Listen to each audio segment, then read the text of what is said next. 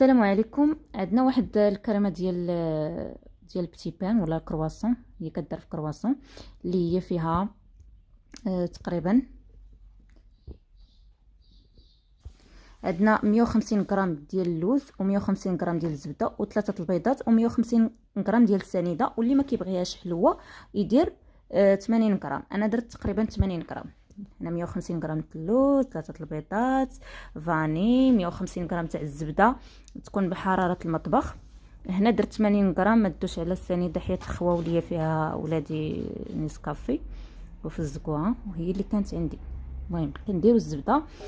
هنايا المشكل اللي درتو ما خليتهاش حتى ولات بالحراره ديال المطبخ باش تمعك ليا مزيان، كانت قاصحه حيت يلاه خرجتها من الثلاجه. كنديروا عليها 80 غرام ديال السنيده، ولا بغيتو كثر ديروا 150 ديروا 150 اللي كيبغيها حلوه. كنطربوها مزيان، كنمعكوها مزيان بالسنيده، وكنزيدوا فاني تقريبا عينك ميزانك تقريبا نص معلقه، راس معلقه صغيره.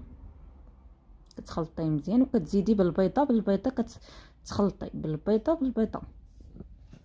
انا تمسح لي الفيديو اللي كنت درت فيه كيتسحب لي كنصور. زدت اللوز مني خلطت البيض، كملت ثلاثه البيضات، زدت 150 غرام تاع اللوز بودره. هنا بالنسبه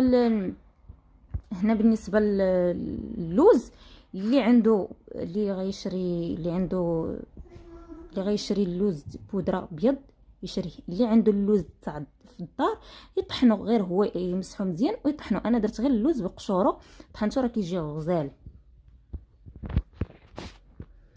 هنا كناخذ انا بتي بان اللي عندها تصايب كرواسون في الدار تصايب احسن. انا ديجا كنت شريتهم من مرجان وكنعمرهم وكنديرهم في الفريكو. هاد الكريمه راه كتباع، الكرواسون اللي معمره بهاد هاد الكريمه كتباع في الباتيسري، راه كتكون غاليه تقريبا 7 دراهم وكثر. 7 دراهم غير كرواسون صغير دايره 7 دراهم، راه كتباع في ميغا بان. صافي كتعمري انا وكتكون فيها غير شويه. انا راه كنعمر كرواسون نيت مزيان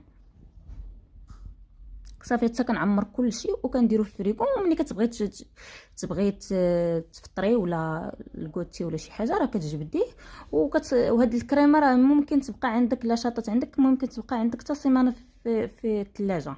كديري شويه كتزوقي به الفوق كرواسون وكديروا واحد لوزيفيلي من الفوق.